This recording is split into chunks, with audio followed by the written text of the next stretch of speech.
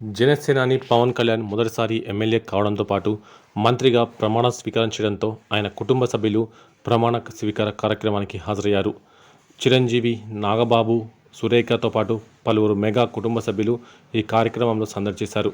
ఇక రామ్ చరణ్ సైతం ఈ కార్యక్రమానికి ముఖ్య అతిథిగా విచ్చేశారు. అయితే ఈ సమయంలో ఓ సంఘటన చోటు చేసుకుంది. ఓ అభిమాని రామ్ చరణ్తో సెల్ఫీ తీసుకోవడానికి ప్రయత్నించాడు. అయితే రామ్ చరణ్ అతన్ని తన చేత్తో పక్కకు నెట్టేశాడు. మరో వ్యక్తి కూడా రామ్ చరణ్తో ఫోటో తీయడానికి ప్రయత్నించాడు. అతన్ని సెక్యూరిటీ సిబ్బంది అడ్డుకుంది. దీనికి సంబంధించిన వీడియో ఇప్పుడు సోషల్ మీడియాలో వైరల్గా మారింది. ఇక ఇదిలా ఉంటే ఈ కార్యక్రమానికి ప్రధాని మోదీ, పలువురు కేంద్ర మంత్రులు, పలువురు సినీ ప్రముఖులు కూడా హాజరై సందడి చేశారు. ఇక సినీ ఇండస్ట్రీ నుంచి megastar Chiranjeevi, super star Rajinikanth మొదలగు వారు హాజరై కార్యక్రమంలో పాల్గొన్నారు. కొణిదెల పవన్ కళ్యాణ్ అనే నేను అంటూ పవన్ ప్రమాణ స్వీకారం చేస్తున్న సమయంలో అక్కడ సభ మాత్రం దద్దరిల్లిపోయింది. అందుకు సంబంధించిన వీడియో వైరల్ అయింది.